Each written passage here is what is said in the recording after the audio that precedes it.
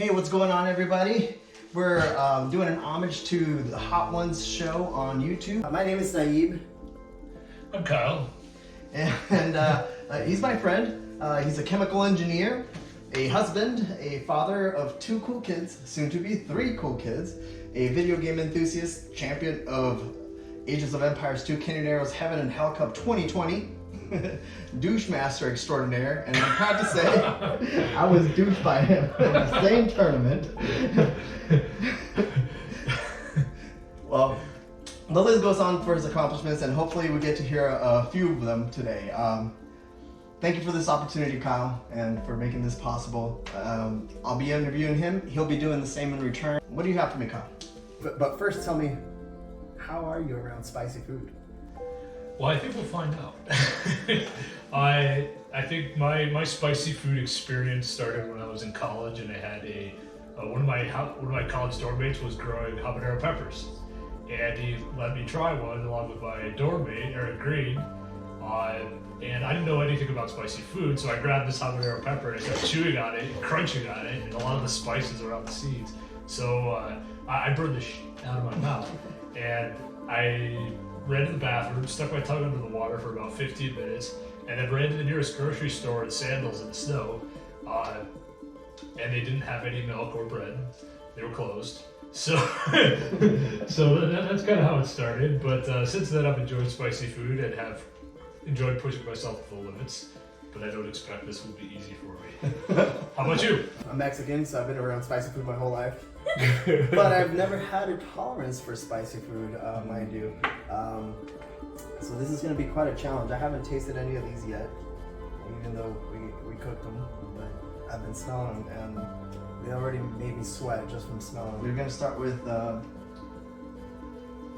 classic hot sauce by Hot Ones. So go ahead, take a cool bite. So, let's start this off on the right foot. What's your best pickup line? My best pickup line? Hey baby, what's happening? I don't have any game. I've never used pickup lines, really. My first pickup line for my wife was, "You certainly remember me." But what's your name? I'm sure you remember me. One thing I've noticed and respect about you is your ability to cope to your environments wherever you go. You were raised in Michigan. Your work has relocated you multiple times to different states and different towns, cities, even different countries in the continent. And you've learned a different language, which is not normal for most Americans. What helps you adapt so well to every place you go, and what advice would you give to somebody who wants to move somewhere else but is afraid to adjust to a new culture, climate, and everything else that's involved, which maybe I didn't think about? Dude, you've got these smart questions, and here I am coming in with the dumb ones. I feel thoroughly one up. Cheers. I think it's easy to get hung up on a lot of things that are not what you would expect. So you kind of have to pick your battles on things being a certain way that you want them to be, and some things that are like, oh, this is just how they do it here, and you kind of got to learn to go with the flow on that. So I think a lot of it has to do with positive attitude and being able to see the good things wherever you are, because there's always good things and bad things, right? So yeah. But that's it. Positive attitude goes such a long way, because you also, like, I remember I had a teacher, or not a teacher, librarian in high school that had this like fake positive attitude, and it always kind of gave me a bad impression to that, because I thought, if you have a positive attitude like this, but if this is what this means, and you're just bubbly and fake all the time, then like, why is this a good thing? That sucks. But after I learned like why and lived through why it's important, it's like if you have a negative attitude, you don't see the opportunity. You're never going to identify where there's a chance to do something good, or to have a positive outcome, or find an opportunity and seize it. If you have a negative outlook or negative attitude, then there is no positive opportunity, there is no advantage, there is nothing to be gained by trying something, so why try it, right? And that's the reason, or that's one of the important ones. That makes sense, yeah. I catch myself a lot of times also trying to have a fake positive attitude, and it's exhausting. Yeah. So it's... And I think people know. That makes a lot of sense. Yeah, I think so, yeah. Yeah, you can't like, you can try to fake it, but other people are gonna see through it and they'll be like, this guy seems weird, and I don't like him. True. Yeah. True. Ready for the next wing? I am. And here, it's my turn to introduce. Here we're going in with Dawson's Hot Sauce Cedar Smoked Garlic, which looks absolutely delightful.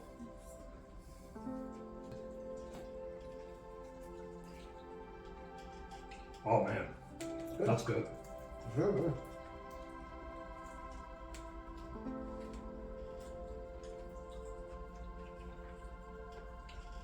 These first two, I'm sure I can finish. So I'm going to. I started hitting the water right away though. You gotta pace yourself. Yeah. There's a little bit of heat there. There's something.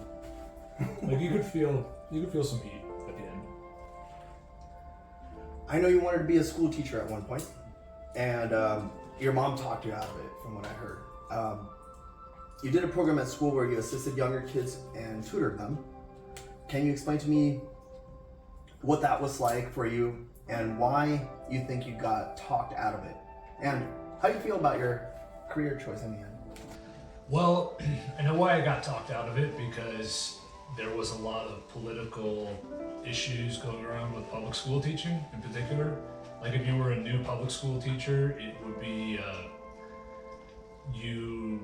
you're kind of subject to the whim of the public, right? So you have to answer to that. So I think that was a big reason why my mom talked me out of it. It's also the pay's not that great. So you go to college for a 4-year degree, and then you come out with something that doesn't pay off very quickly.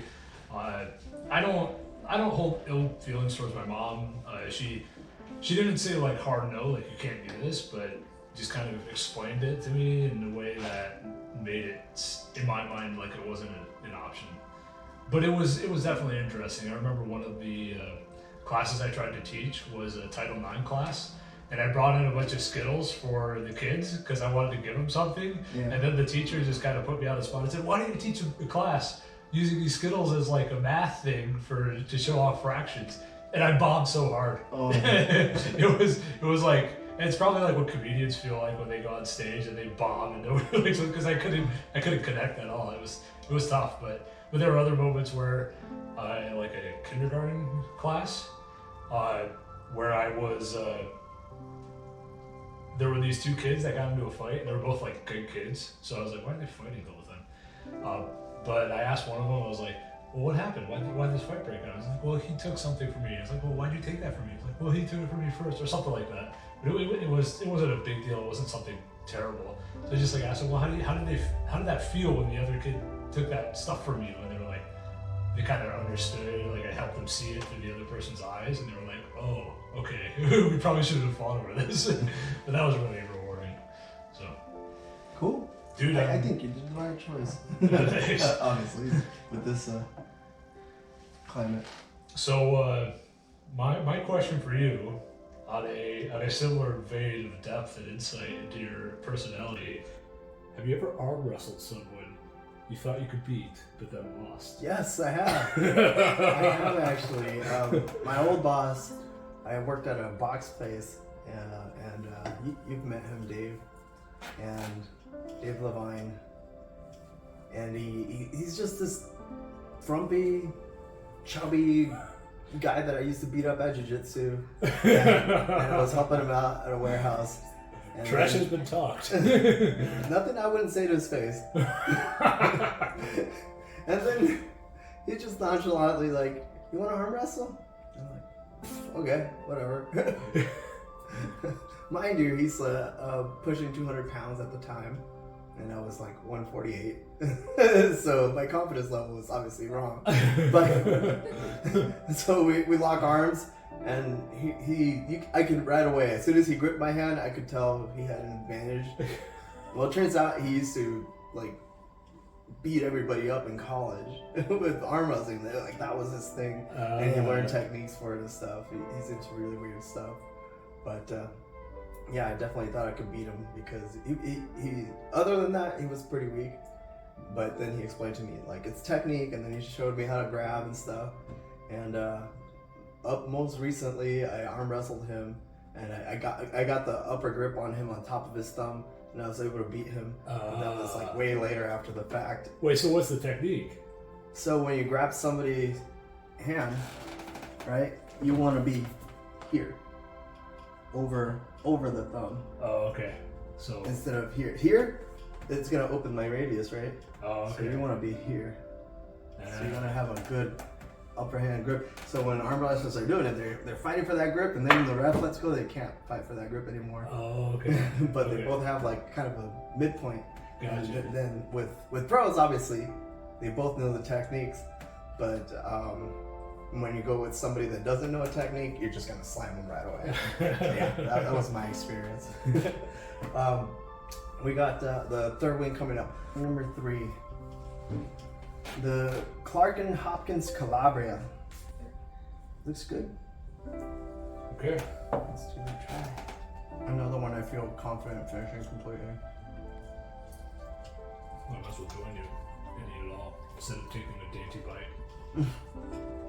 So, I've always been impressed, and I remember a particular party that we went to way back in the day, where there were some assholes there, and they were kind of being mean to you, and I was like, this guy could beat the shit out of any single person in this room, but he's just like super cool, super calm, doesn't let anything get to him, and like, how do you balance that that thought? Like, you always have this ability and this, because you're a black belt, right, in Brazilian Jiu-Jitsu. Mm-hmm.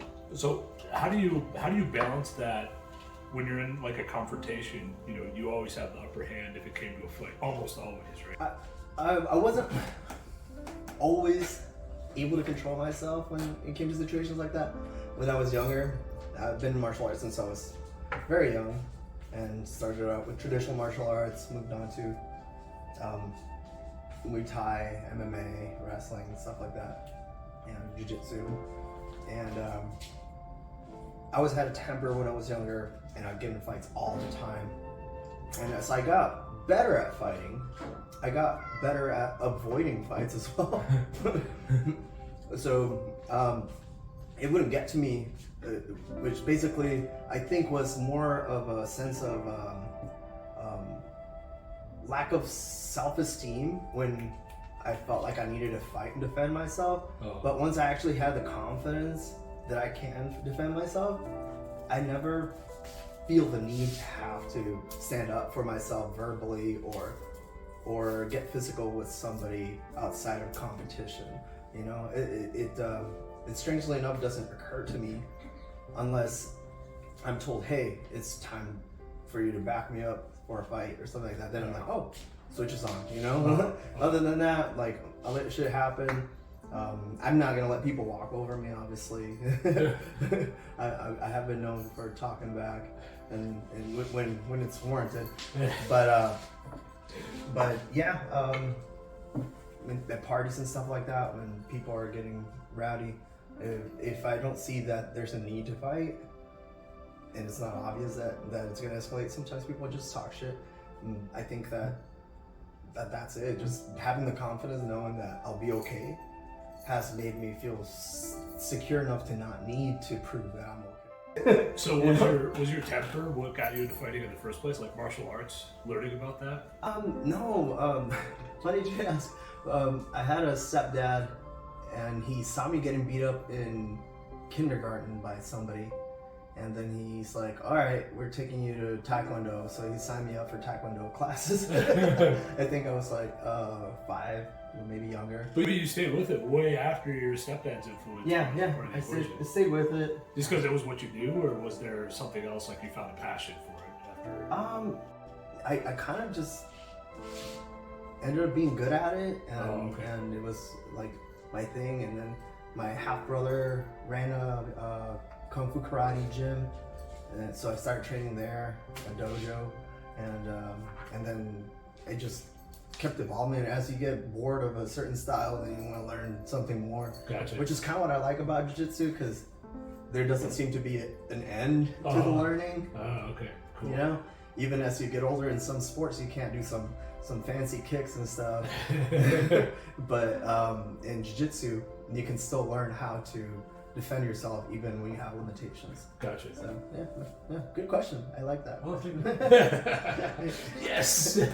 The questions get spicier as this goes on, right? This is a long one, and I think you're gonna like this. You're a big fan of Ronnie James Dio, who, much like yourself, had a safe and sane childhood. No abuse, no traumas. He was surrounded by a large, loving family who taught him the importance of hard work and a meaningful education. I wanted to read out some quotes from Ronnie James Dio to get your opinion on them. You ready for that? They're all fantastic. Rock and roll, music especially, is such a generational thing. Each generation must have their own music. I had my own in my generation, he said. You have yours. Everyone I know has their own generation. What do you think? I think it's super true, because you've got, there's songs that you hear, or like that I hear. There was a station where I grew up called The Zone that played like alt rock, right? Mm-hmm. So when I hear those songs, it's like a smell that triggers a memory, you know? Yeah. So there's music that is associated with parts of my upbringing and has kind of that nostalgia link that is really, really powerful, right? I kind of feel bad for modern generations because it seems like the music industry isn't what it used to be. Maybe that's just because I don't know and I'm not exposed to as much of what they have, but it definitely, I definitely say that that's true. And like there's a certain amount of time that you can share music across generations. But even that, like if you try to listen to something that's from, I don't know, the 50s or like really old music, it's hard. As much as it was amazing for its time, there's precious few songs that are outside of your generation or your parents' generation that are still like relevant and great. You know, things that I talk about, you know, there's some themes that transcend time. But you can't tell young people what to do. You can't tell them because they'll look at you and say, well, how can you tell me not to do that when you're the one there doing it yourself? Or supposedly we're doing it yourself. I think you must let everyone live their life the way they have to. Yeah. James Dio. Hell yeah. Yeah. That's great, man. Well, it's like, even, so it's hypocritical if you're telling people not to do something that you learned is bad to do through experience, right? Because you just did it. So yeah, I totally agree. But also, like, how much could you, there's very few situations where you could tell somebody what to do, what not to do. And most of them are like within a military or a similar disciplinary structure where it's very unnatural, you know? That's not what comes naturally to people. When there's no direct power influence, and even like from a parent to a kid, right, you can give them the tools to make the right decisions and help them see the bigger picture, but giving an order or telling somebody not to do something is just, it's rarely the way. I agree. What do you think? I agree. That's why I picked that question when you sent me. Last one. In my mind, we live in heaven and we live in hell. Heaven and hell.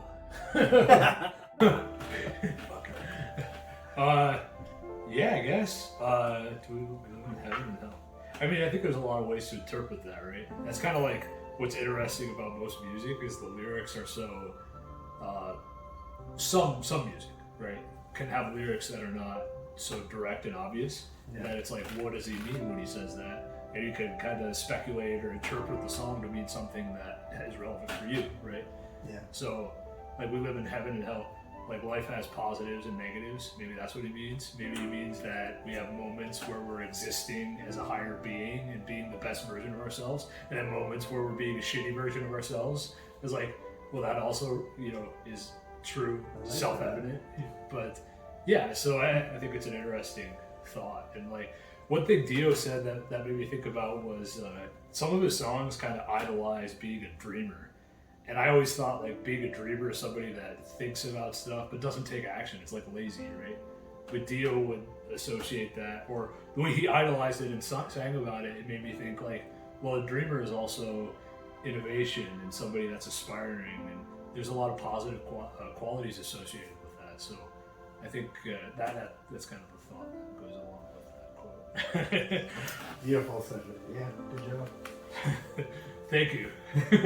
Have you done your third question? What's my score so far? So we'll move on to the fourth wing. I'm sorry, that was a long one. Fourth wing. Oh, this is my call, right? Yes, sir. Yes. So here we have Angry Goat Pepper Co's The Phoenix, Cantaloupe Melon, and Scotch Bonnet. I'm gonna guess that this is where things start getting interesting. I hope so, because so far. Cheers. Well, some of them may have lost some sauce along the way.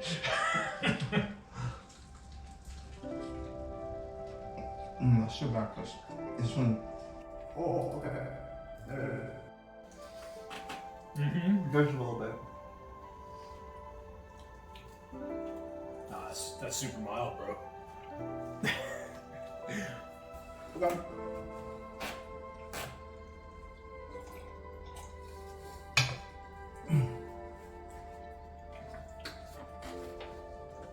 You're a man of many talents, and I know that your college nickname was Pipes.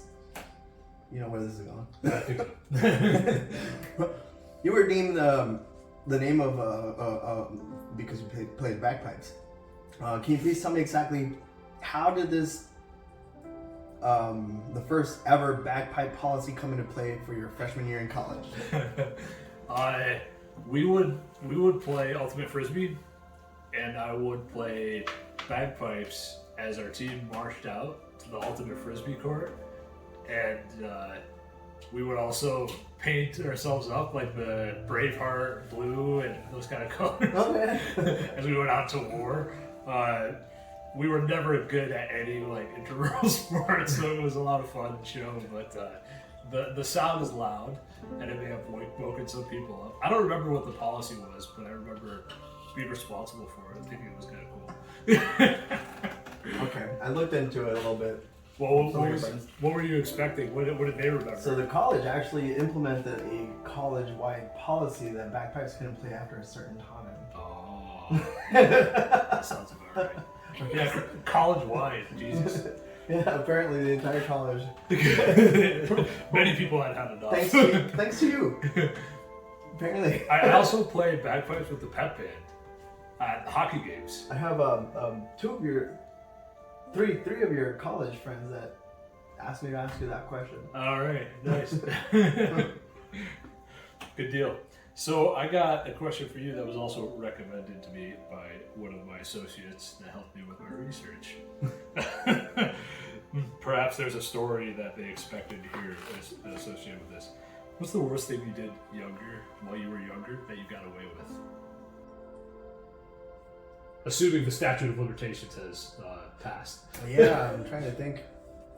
I've done a lot of fucked up shit. I stabbed a guy in the arm. He got 8 stitches. Nice. Wow. He told his mom that he jumped the fence, and he's a good friend.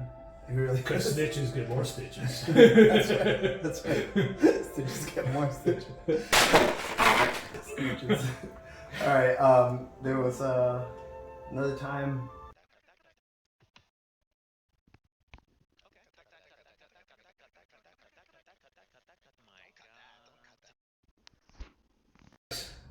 I lived a pretty wild teenage life. I can't think off the top of my head which one was the worst one. Let's keep the rest of them where they belong.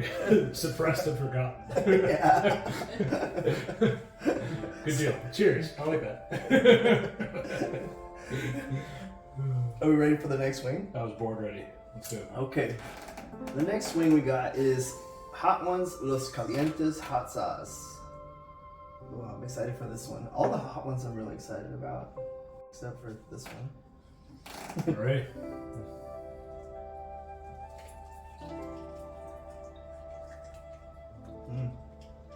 Oh my god, this one's really good. Props on the grill, by the way. I think that's my favorite so far. Comes in after though. Let's just stop chewing.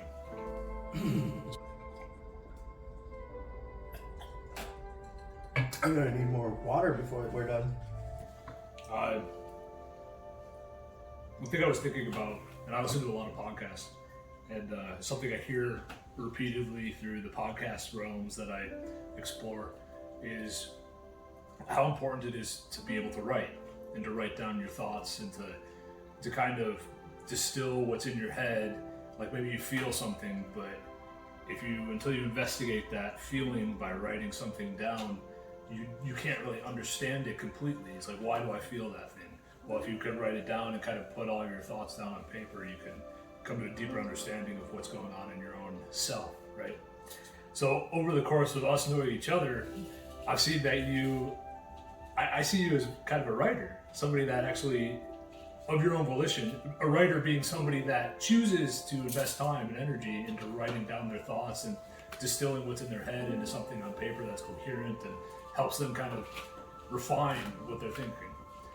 Does that match your own thoughts? Well, and before you answer, part of this has to do with your wife, because before you, I guess, announced your relationship publicly, I asked Heather out on a date once, and I'm nowhere near as charming as you, obviously.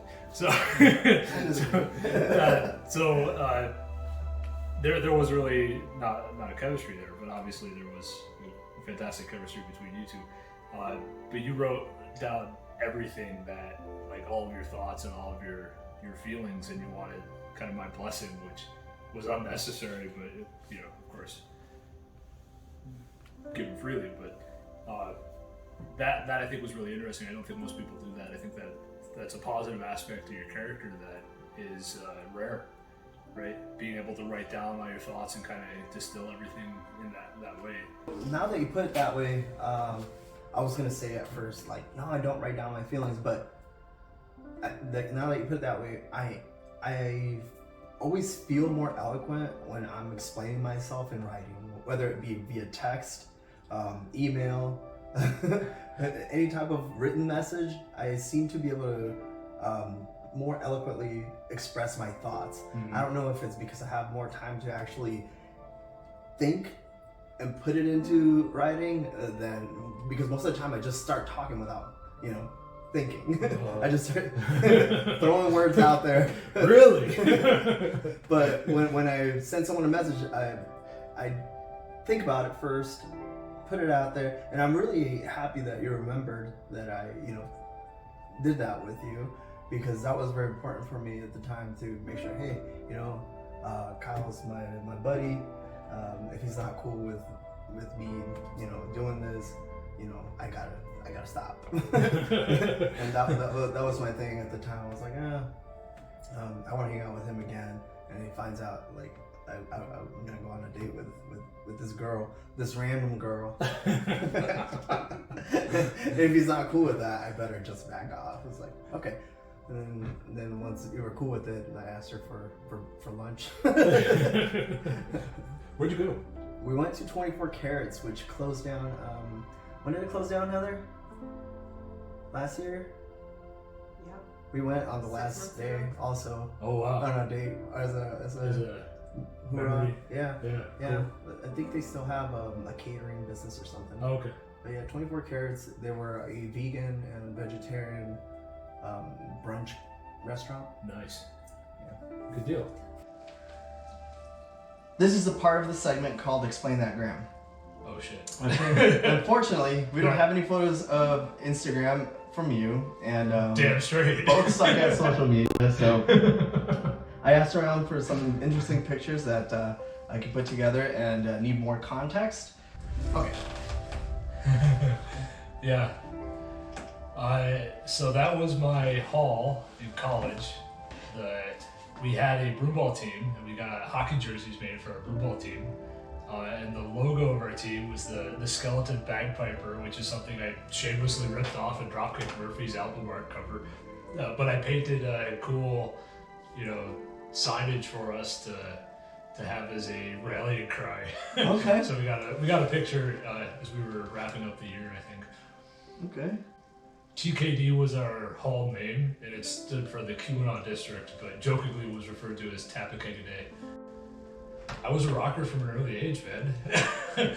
I don't remember that, but the guy sitting to my right is Sean McLaughlin, a friend from what is it? Life Amplified tie-dye rainbow. That's a great shirt. Yes! I saw that shirt. I was like, I gotta hear about this. Dude, look at my freaking ugly ass face. Yeah, dude.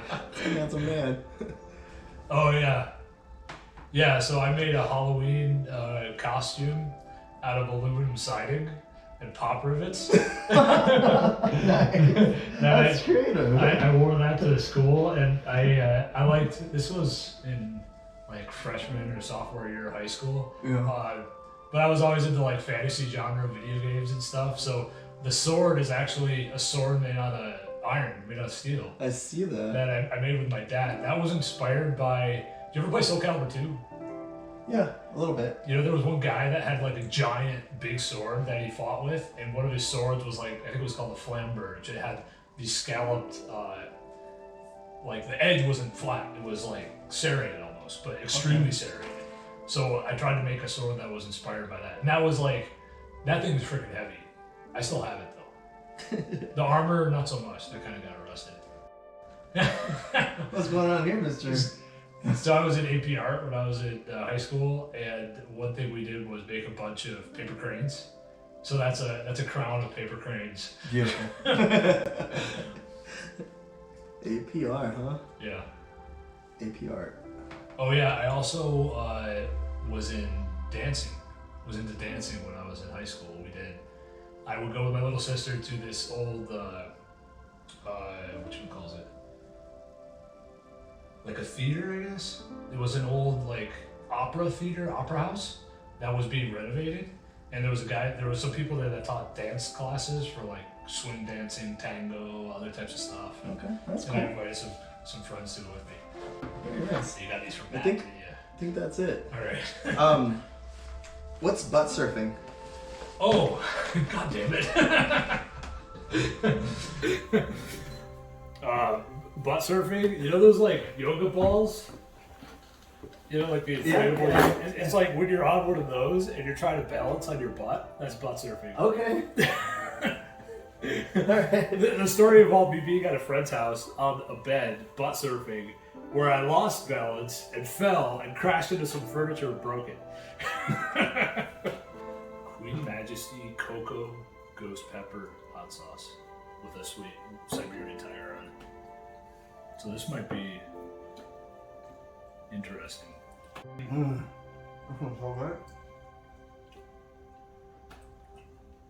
I like it. So I guess riffing off of these pictures you showed me, I have something I'd like to ask you about as well.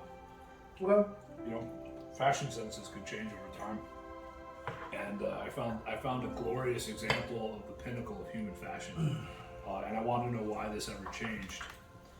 So, can you explain to me,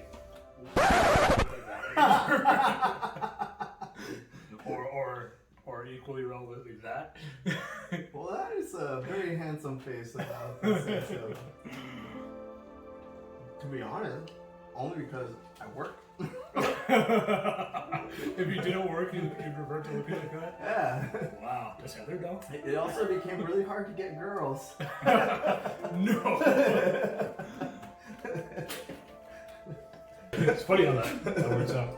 I guess girls don't get fashion. So I used to dress like that, and then I moved up here, and Adriana made me like redo my entire wardrobe and start wearing clothes with color. Black's a color. Yeah, it's every color. Yes. The absence of every color. But yeah, that's pretty much why. I don't know. That is anyone. It's not a phase, Mom. It's not a phase. It's who I am. Reflects my insides. Damn it. Our mutual friend Heijian introduced us and said we would get along because we listened to the same music. Remember that? Mm. What she meant by that is that the music was in English and it was played by real instruments. As soon as I learned that your taste in music is a lot of old school heavy metal that is very popular among older generations, older than yours and mine. You're actually a little younger than me. As a millennial, this is not very common, and there's nothing wrong with it, of course. In fact, it's kind of fascinating to see that you like older music. However, I'm not alone in wondering this, and I'm not gonna throw out names, but some people really want to know, including myself, who and what influenced your music taste. Do you really like the music you listen to, or is it all a show? No, I know you like it. No. I guess I like some of the newer music. I like is like Avenged Sevenfold. They're newer. Yeah. But I guess I haven't really heard that much new stuff in the genres that I like. What influenced your older generational music taste? So you know Nick, right? Nick Kaplinger? Mm-hmm. Yeah. I used to go to work with him on a golf course, and we would drive together from school during the school year to the golf course, and he would always play like Marilyn Manson and Slayer and. Is he older than you? No, he's the same age. Oh. And like Sepultura and stuff like that, Mm-hmm. blaringly loud in the truck on the way to the golf course. Yeah. So I didn't like all of that, but it probably like tilted me towards like the black metal and the super hardcore metal where you can't understand any of the words they're saying. Like being exposed to that makes the Marilyn Manson and the Disturbed and Metallica stuff seem super palatable. So that was probably a big part of it. I guess the other part, my mom always listened to the oldies, so like 60s, 70s, that kind of stuff. Mm-hmm. And my dad was probably more like a classic rock.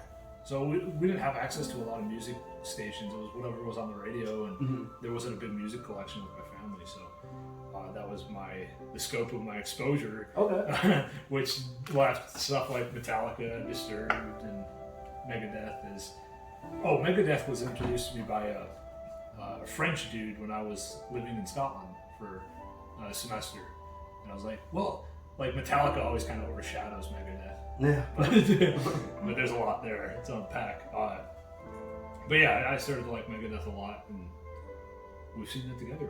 It sounds like it was a combination of different people and events that got you there. Yeah. I'm not picking up much sauce, so I think we should be, from here on out, Okay. adding an extra dab. Are you serious? We're gonna start dabbing? Yeah, let's start dabbing. I'm pretty sure this is when shit gets dangerous, though. Okay. Just a little dab. Damn it. It's gonna come out like that. Okay, that's good. Okay, Just pick I'll that just from dip. I'll dip instead of dab. I believe you get to announce the sauce. This is 13 Angry Scorpions by Jekyll Hyde. Cheers. Aged Morgura scorpion and chipotle barbecue style hot sauce. This actually has scorpions in it. Good though. Beautiful Word. flavor. I can taste it. Kind of sweet. It is kind of sweet. Barbecue style, that's why. Oh yeah. I swallowed and tasted some more. So kind of in that same line of questioning around the kind of music that you like. I too was under the impression that you like the same music as I did, which means something to me, obviously, that is different than other people. But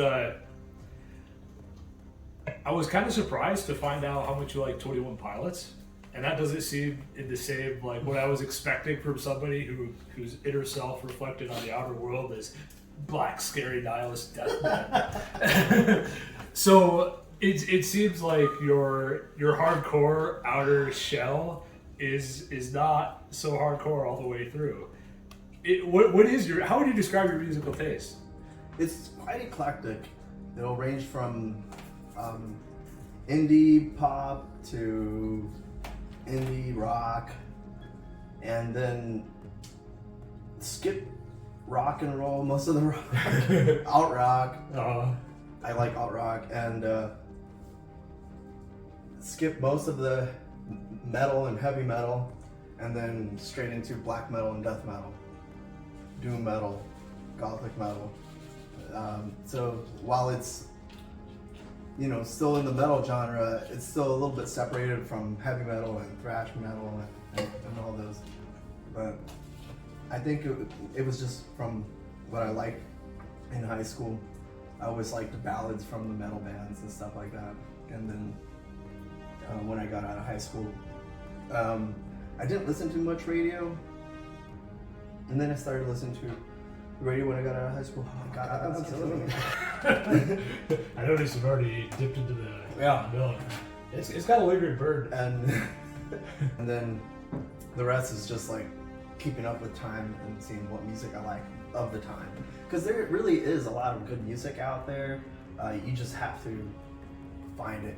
Like I assume back in the days, there wasn't that much music available, And it's not that the good ones made it. It's just that very few people were out there. Now you got all sorts of people with really bad talent putting themselves out there, and they have connections that get them places. Yeah. But there's just so many of them. Even people who don't have connections, they're out there for both SoundCloud musicians and stuff. And there's a lot of bad stuff. But if you listen to enough of it, sadly, sometimes you're gonna find a lot of good stuff that's current. You'll even find good metal, heavy metal and stuff like that. But you just have to actually sift through the shit, which is not what anyone our age wants to do most of the time, Yeah, I spend a lot of time listening to stuff that sucks. Yeah. You've always been a working man, paving your own way through life from a very young age. I know one of your first jobs was working at a golf course, like you just told me, with Nick and Matt, with an anal retentive boss, and you were part of a Traverse City Junior Golf Association, as well as part of the high school team. Do you have any good stories about your golf experiences these times? I'm not good at golf. I spent so much time on the course I didn't want, working, and I didn't want to play, ever. But there was one time where I practiced a little bit more and got passable to be, on the cusp of the backup team and onto the actual team. I think, good golf stories? I don't know, man. I've just never been that good. I remember... Careful around the eyes. Yeah. I remember one time I almost got a hole-in-one. I had it on a par 3 course, a short course. I almost got the ball right next to the pin off of my tee shot, and I was super excited. And I was getting I'm gonna just pop this in and get a birdie and finally be better than par for the course for once. And I went to putt and I 3-putted. I think the best story I have is probably I was the best man for my brother-in-law, my little sister and my brother-in-law's wedding. Mm-hmm. And we went to that same golf course that I worked on growing up. But we got really drunk. And we invented a drink called the Gatorita, which is when you're lazy and you don't want to make a proper margarita, you mix Gatorade, which kind of has very sweet lemon lime component and sweet component with tequila, a cheap shitty tequila that I happened to find. I think it was called When Not in Rome. Right, yeah, exactly. When in Michigan, have your Gatoritas. And we got really drunk and we were driving carts around the golf course, and I flipped the cart over, and I had a cooler full of ice and alcohol that fell out all over the cart path. So I was scrambling to get all the alcohol back in the cooler so nobody would rat us out that we were getting hammered on a golf course. Then afterwards I took my future brother-in-law to a restaurant, and he was so drunk that he started throwing up on our way to the bathroom. It was bad. This was during the wedding. This was before, yeah. Oh, okay. Yeah. It was the bachelor party. Oh, okay, bachelor party. All right, that's allowed. Yeah. You're allowed to throw up at your bachelor party. Are you ready to dab? Oh, yeah. With the bomb? Should we dab the bomb? What's the Scovilles on these?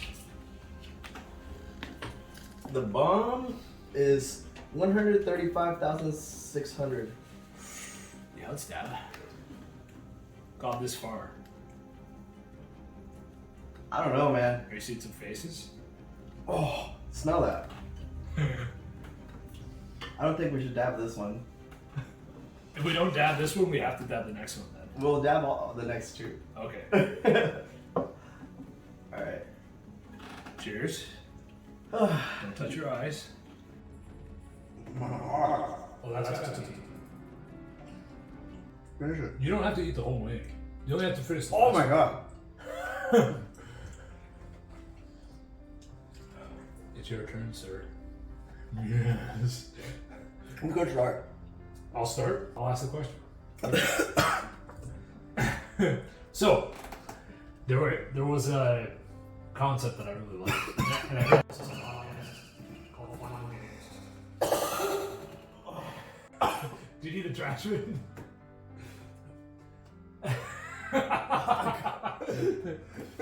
So, Final Games. I didn't hear anything you said.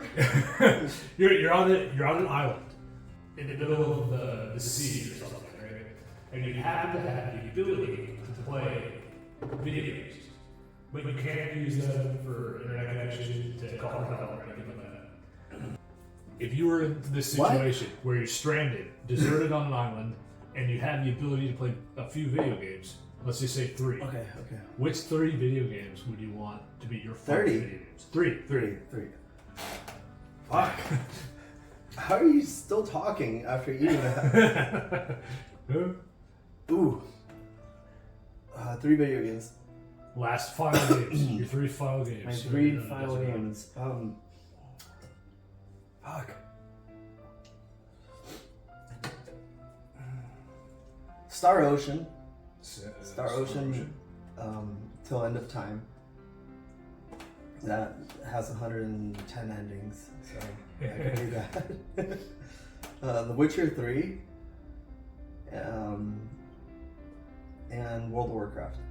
All right. Wow. Okay. Yeah. I was surprised about Star Ocean. Did not know. Have you played it? No. It's really good. All right. But if you're into that genre. You have to play through. How many endings? How many endings have you played through it? 5. 5. Yeah. Well, you got a long way to go. Exactly. If I'm gonna be in if I got my last 3 games, I got my time cut out for me. I can probably put 300 hours in The Witcher alone.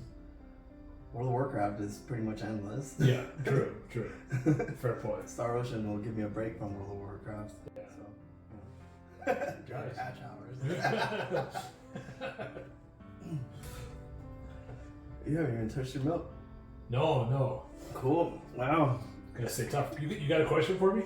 Oh, sure. If that's what we're doing here. Oh. Since we were bachelors up to today, you have always been an amateur culinary expert in the eyes of many, including myself. I have to wonder what it's like for a person like you to eat out, knowing fully well that you can cook better yourself. How do you mitigate the experience to avoid disappointment? Well, the same applies to you, sir. I mean, we died on these fantastic wings. And we have some ribs going, too. Well, I'm not eating them all because I want to be able to save room and not kill myself. Okay.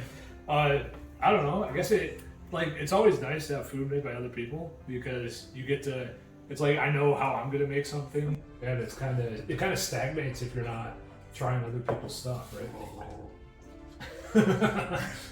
So if you're just eating the same food that you prepare for yourself all the time, it's like even if you're doing it well, it's not.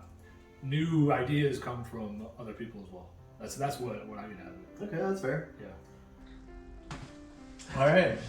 Da. That was the bomb, and the bomb sucks, man. Number 9. Doesn't even taste good. What's the heatage on this one? The heatage, the Scovilles on number 9 is 702,000. Oh, it's only 5 times spicier than the last one. That doesn't taste good. All right. Extra mean green pucker butt pepper company hot sauce. Heat index 4. Smoking hot. You gotta dab that one. You got that. Is that one hot? I got 2 drops. 2 drops? No, just saying. You don't have to. Oh, so do you. Yeah. So we eat all this. Cheers. Cheers. Oh, it's good. That's good. That's good. Delightful. It's not more Scoville's, Better flavor though.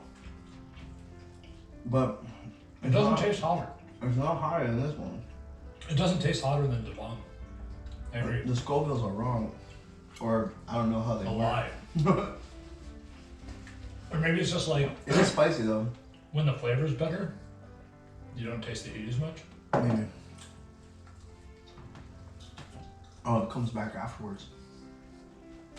You gonna be able to keep this down? Yeah, yeah. Ooh. Okay, I'll go first. I'll try and fight through this.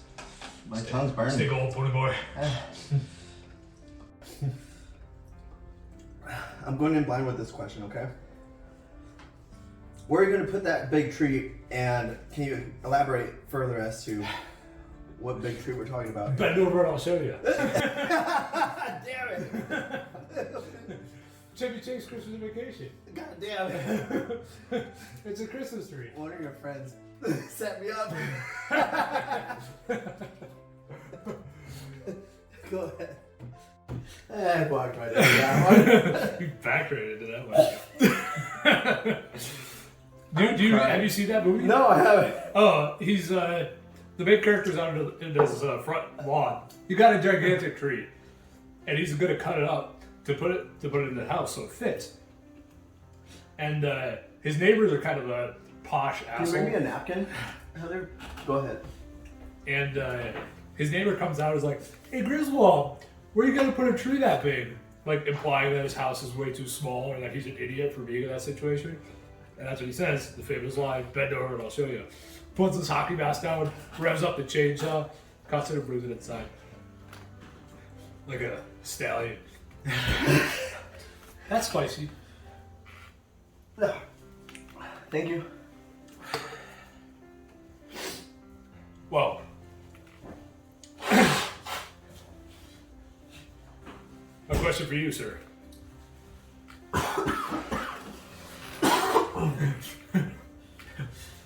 I think it was hot until later. I've been filling out a diary like a little girl. Okay. Called the 6-Minute Diary. I actually highly recommend it. But it helps you kind of develop a sense of gratitude and more mental well-being because you become more appreciative of things that you have. I'm in physical pain here. But I'm listening. And one of the questions that I asked was, who are your best friends right now, and why? And like reflect on that to develop gratitude towards people in your life that are important. And it instantly thought of you. And the question about what do I appreciate about this person, while I was thinking about you, I thought of your positive attitude that we actually touched on earlier, and your adventurous spirit. As some of the things that about you I admire the most. You know, we've gone on tough mudder challenges together. Whenever one of us comes up with an idea, the other's like, "Yeah, fuck yeah, let's do it." Like, I don't care if I know nothing about it. You want to go salsa dancing? Yeah, fuck yeah. Want to go play volleyball with a group of people you don't know? Hell yeah. Want to go hike Gridiron Trail and carry a dog on your back? Hell yeah. It's like, it's always like, let's go, let's do it. You know, yeah. Life's out there, it's ours for the taking. So, what do you think your greatest attributes are? The greatest attributes, fooling you that I'm a good friend, I guess. Deception. My greatest attributes, I feel like I can, finding the positive in most things. I feel that's always been my greatest attribute. I've always had to do it, and now there's so many positive things that it's extremely easy. You know? Nice. So, but yeah, that's, you know, it's hard to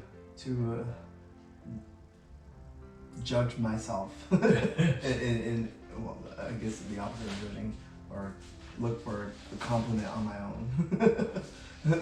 But no, I think that you saying those things really, it even made the spiciness go away a little bit. Wow. Felt good. So thanks, bro. I don't know what Shall we round this off then? Oh, do you want to tee it up? Tee it up. This is the last dab Apollo by the Hot Ones. Let's put a lot of it. Holy crap. Yeah. you can rub it off on the board. I think I'm getting the spice shakes. That way you make sure you get it on both ends. Oh, Jesus. Going in and going out. Okay, rub out the board. Cheers. We made it. Almost.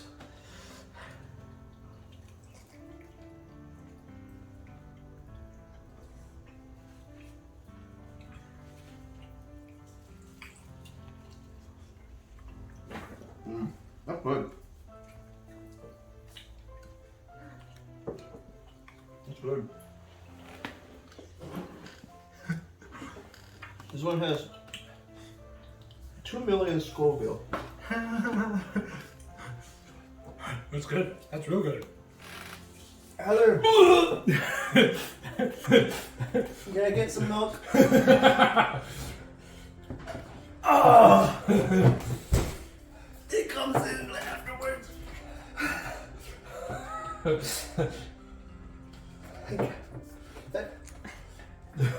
Heather, you gotta put some of this on her wing. My wing's gone. I already ate it. Oh my god. I'll put it on the chip. Okay.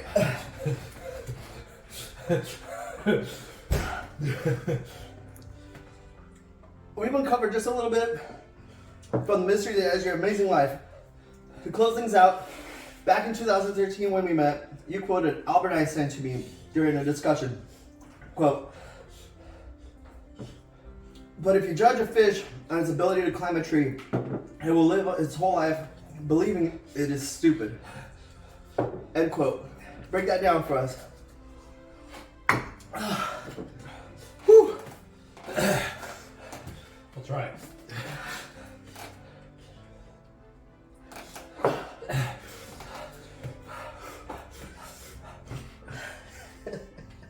That's ridiculous. You're hot. I'm not sure that was Albert Einstein, but seemed smart at the time. Should attribute it to him. Or Abraham Lincoln, whoever.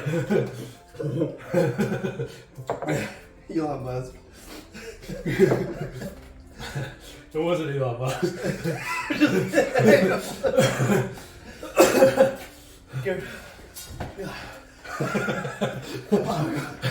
Need somebody to talk to here. You need tissues? Oh. Well,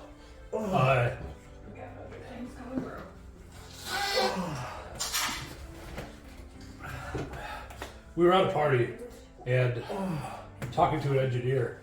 It was like some weird clique of engineers. And they were all like, I remember being in college and having a hard time associating with fellow engineers because they were all really arrogant. And it pissed me off. But the angle of the discussion was like, these guys were bragging about who was the smartest person in the room. And that's what I was like, we got somebody here that can kick all of our asses. Having an engineering degree isn't going to save you in a fight. So, I was thinking like, why are you judging people by how much of an engineer they are? Like we're measuring each other's dick by engineeringism when every person has something that they're good at and something that they're not, you know? So if you judge somebody who's naturally gifted at something, like I believe everybody's got some talent, right? It's just a matter of figuring out what it is and trying to make that come forth. But if you judge everybody by how much of an engineer they are, you know, you're gonna make people feel stupid. That's not cool. Well, so You're gonna have to talk, dude. Are you ready? So this might be a little bit too much of the same, but I think that one way that you and I have been able to resonate as friends is that both of us being able to see the positive in a situation. Where maybe most other people would find something negative to complain about. While thinking about you, I said, like for example, one time you called me and you told me you quit your job. And I was like, hell yeah, man, congratulations. I thought that was a great thing because I knew you weren't super happy in your job. So I was happy that you were taking like a lot of people can stay where they are and accept the day-to-day pain because they're afraid, right? They're afraid of what's out there. I might find something worse. My situation might get worse. But if you believe in yourself and you take the step and you try to find something better, that says a lot.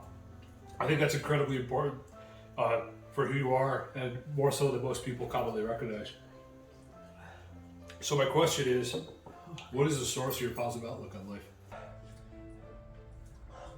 To be honest, I didn't even realize I was that positive. Well, you said in the same discussion that most of your friends were like sad that you quit your job, right? Yeah.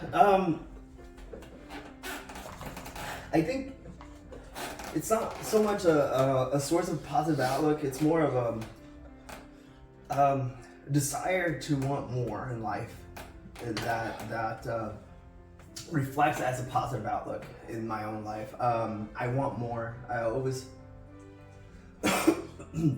want to chase my dreams, as in Dio's definition of something better.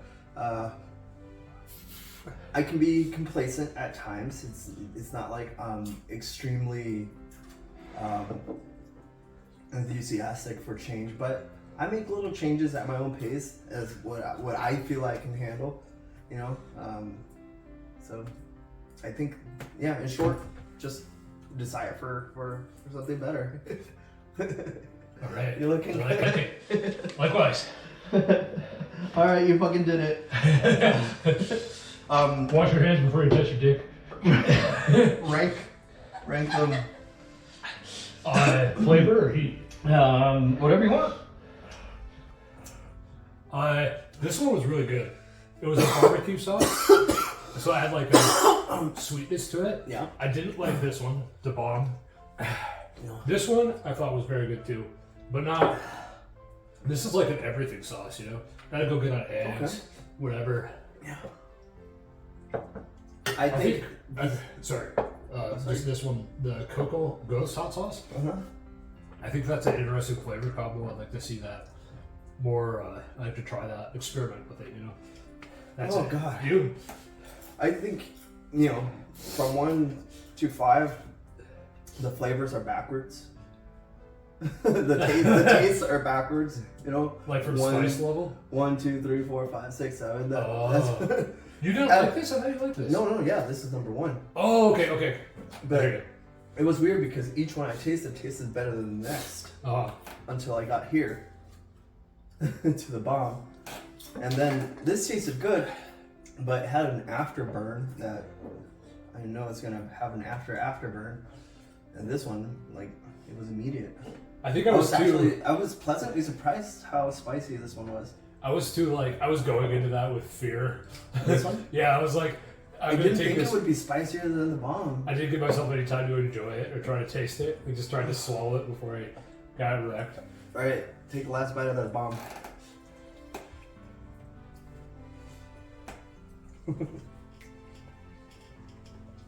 Alright. You got all the way through the Hot Ones gauntlet and looking like $1 million. Likewise. Now there's nothing left to do here but eat ribs. Yeah. Roll out the red carpet. This camera. Tell the people what you got going on in your life. Well, subscribe to my YouTube channel. Smash that like button. Well, we got another kid coming. And I've got a pending job offer for a position in Indonesia with the same company. Are you gonna take it? Yeah. All right. Yeah. How about you? Congratulations. With me, well, we're trying to get rid of a cat. We're fostering a cat. I'm not trying to get rid of it. We're fostering a cat. What did I just eat? And I got my associate's graduation coming up next year, so that's pretty exciting. Yeah, man, living the dream. Cool. This was fun, man. This was fucking spicy as shit. Yeah. Jana's over there like, whatever. Pussies. You gonna eat some wings or you gonna slide your tampons in?